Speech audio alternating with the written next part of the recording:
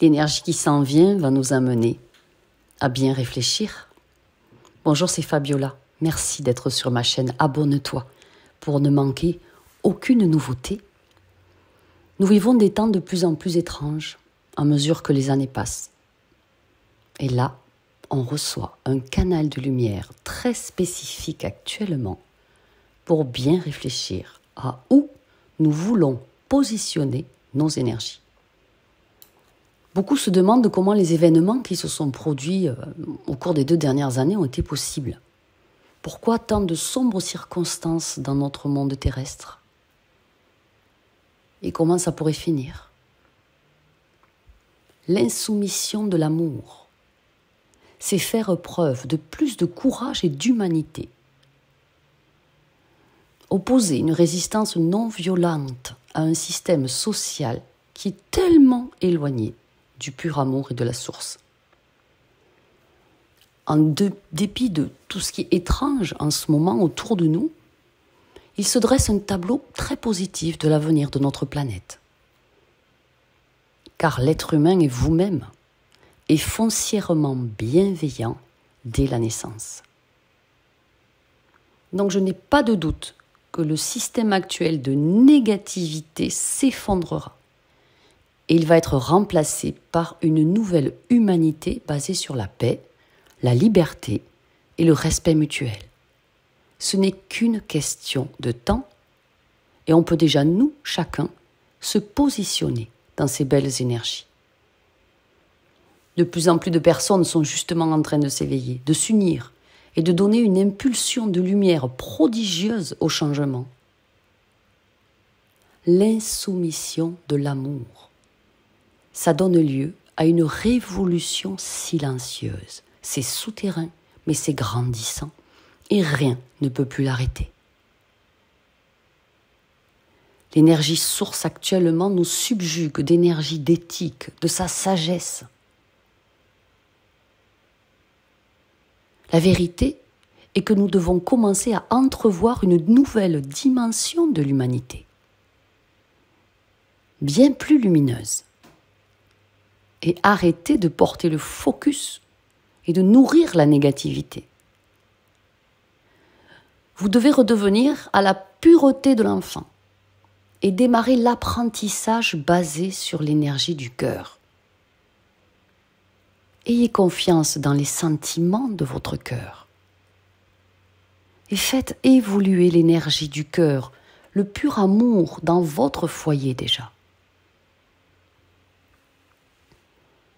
La sérénité et la joie de vivre ou joie angélique doivent avoir une place de choix dans votre quotidien.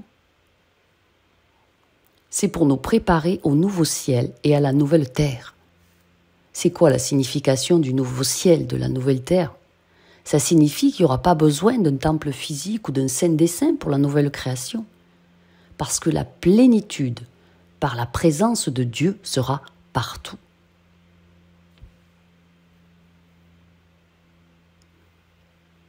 L'Apocalypse, dont on parle dans la Bible ou dans d'autres écrits, elle se termine par une vision finale, selon Jean, du mariage du ciel et de la terre, où un ange montre à Jean une épouse magnifique qui est la symbolique de la nouvelle création, qui est venue pour toujours rejoindre Dieu et son peuple de l'Alliance. Dieu annonce qu'il est venu vivre avec l'humanité pour toujours, et qu'il fait toutes choses nouvelles. C'est ça l'Apocalypse. En ce moment, la terre est coupée de la pleine vie du ciel. Il y a juste à voir les inégalités, la cupidité, la brutalité sociale et l'égoïsme guerrier. Mais la nouvelle création, cette énergie source, elle est là, prenant forme même lorsqu'on ne peut pas la voir. Elle est tangible et bien réelle. Jean a vu un nouveau ciel et une nouvelle terre, une référence claire au tout début du récit biblique et à quoi ça ressemblait au tout début. Il est écrit, puis il montra un fleuve d'eau vive, limpide comme du cristal, sortant du trône de Dieu et de l'agneau, au milieu de sa rue.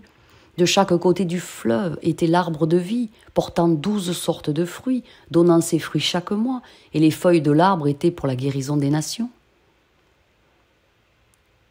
L'accomplissement du dessein de Dieu à travers Jésus se traduira par la restauration des humains à leur place, en tant que co-dirigeants du monde de Dieu, prêts à travailler avec Dieu pour ramener la création dans un territoire inexploré.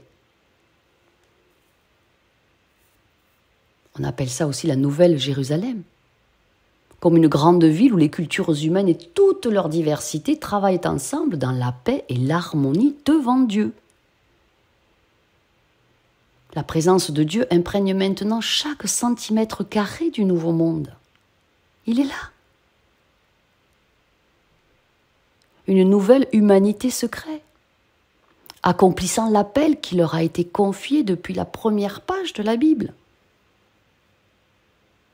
L'humanité régnera à l'image de Dieu, s'associant à Dieu pour emmener la création dans un territoire nouveau et inexploré. L'énergie actuelle nous prodigue de grandes fréquences de plénitude par la présence de Dieu qui est partout. La présence personnelle du Créateur imprègne chaque mètre carré de toute nouvelle création. Et n'oubliez pas la promesse de Jésus qui ne laissera jamais tout le mal de ce monde aller sans contrôle. La divine lumière, les plans supérieurs reviennent pour éliminer le mal de ce monde bon et faire toutes choses nouvelles, y compris le peuple nouveau.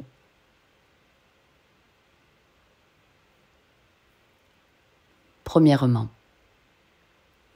afin d'atteindre la terre promise, ta terre promise, une nouvelle vie pour toi. 1. Libère-toi de tes jugements qui sont des certitudes limitantes qui éteignent ta pure lumière. Ne critique ni ne juge plus jamais. Et si jamais ça t'arrive dans la journée, tu dis lumière, lumière, lumière, je retire ce que j'ai dit, que cela ne soit inscrit nulle part. Lumière, lumière, lumière. 2. Sors de la servitude et de la victimisation. Reprends ta juste place. Bats-toi avec tes armes de lumière pour ton plus grand bien. 3.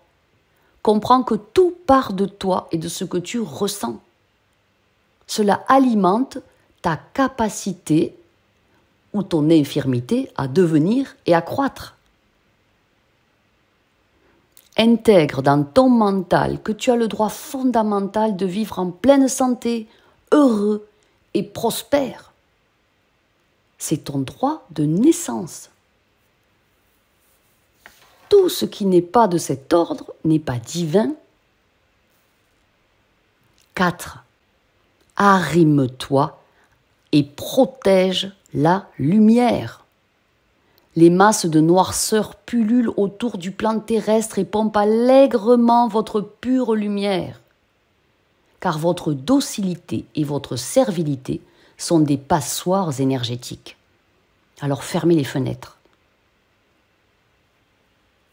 En restant soumis et dans la peur, vous tuez une part de vous, celle qui est lumière. Votre capacité à intégrer la puissance divine, qui est quand même énergie de gloire et de succès. Les énergies d'obscurité éteignent votre lumière qui est une partie de la source. Donc par votre intermédiaire, ces masses de noirceur démoniaque, d'asservissement et de misère blessent la source. Dieu est dévasté quand il vous voit prier pour votre salut, alors que par vos peurs, par vos peines et votre servilité, vous avez bien malgré vous plongé déjà un pied dans les ténèbres. Cela fragmente l'énergie de la divine création. Chaque peine humaine s'additionne aux milliards d'autres. Et la source divine, la conscience pure de l'univers, doit digérer tout ça et transmuter tout ça. La source de lumière authentique et véritable, elle aide nos fréquences. Elle nous envoie des fréquences très hautes pour nous harmoniser à elle avec justesse. pour que chaque âme incarnée sur ce plan résiste absolument à la servilité et au désenchantement. Vos peurs, vos tristesses, votre soumission à qui que ce soit nourrissent l'obscurité et les masses de noirceur. Chaque jugement, chaque critique que vous pensez, dites ou écrivez crée la division et la séparation. Cela provoque immédiatement une coupure entre vous et l'énergie source. Alors, protégez et gardez votre lumière. Garde ta lumière. Inspire profondément. Quand quelqu'un t'insulte ou te réduit à une chose, quand on te donne un conseil que tu n'as pas demandé, ou qu'on te rend responsable d'une douleur, qu'on ne t'écoute pas, qu'on te compare, qu'on t'ignore ou qu'on te ridiculise, respire profondément. Ferme les fenêtres et ainsi, garde ta lumière. Reconnais que c'est la douleur de l'autre, la pensée de l'autre, et non la tienne. Reconnais qu'ils ne te connaissent pas, qu'ils ne voient que leurs illusions. Peut-être ont-ils du mal à s'aimer eux-mêmes. Peut-être cherchent-ils leur valeur à l'extérieur. Peut-être sont-ils déconnectés de leur respiration, de leur corps, de la source. Peut-être vivent-ils dans un monde dualiste, bon ou mauvais, vrai ou faux, succès ou échec. Ils ont oublié la simple joie d'être. Tu comprends cela. Peut-être as-tu été là où ils ont été. Ne cherche pas à changer les autres maintenant. C'est leur travail. Peut-être ne changeront-ils jamais. Et puis ils n'ont pas demandé à être changés. Plus tu pousses et tu cherches à te justifier, plus ils te repoussent. Alors respire profondément, ferme les fenêtres et garde ta lumière. Ne te laisse pas prendre par leur tissu de peine, ni aspirer par leur tristesse. Toi, tu vois clair. Tu as même pour eux de la compassion, mais ne pousse pas. C'est ok qu'ils soient contrariés. Vraiment. Tu leur donnes juste un espace pour exprimer leur contrariété et ça leur appartient. Peu importe qu'ils soient déçus par toi. Peu importe qu'ils te jugent. Il y a aussi peut-être un peu de place pour leur jugement sur ce plan terrestre. Mais pose-toi, respire, ferme les fenêtres et protège ta lumière. Fais de la place pour tes propres pensées, tes sentiments. Permets-toi de te sentir parfois triste, parfois déçu, parfois en colère. Autorise-toi les doutes, les questionnements. Laisse les précieuses énergies être lavées à travers toi et ta lumière. Elles ne te feront aucun mal si tu leur permets de bouger et de se transmuter. Continue ton chemin quand même, en permettant aux autres de poursuivre le leur. Mais pose-toi, respire profondément, ferme les fenêtres et protège ta lumière. Tu n'as jamais besoin de justifier ton chemin, tes choix, tes pensées, ni de les défendre, car ils t'appartiennent, ils font partie de toi. Reste proche de toi-même, de ta vérité, de tes valeurs, de ton immensité dans ces moments éprouvants. On ne combat pas l'obscurité. De toute façon, sur toi, elle n'a pas de pouvoir. Simplement, augmente et protège ta pure lumière.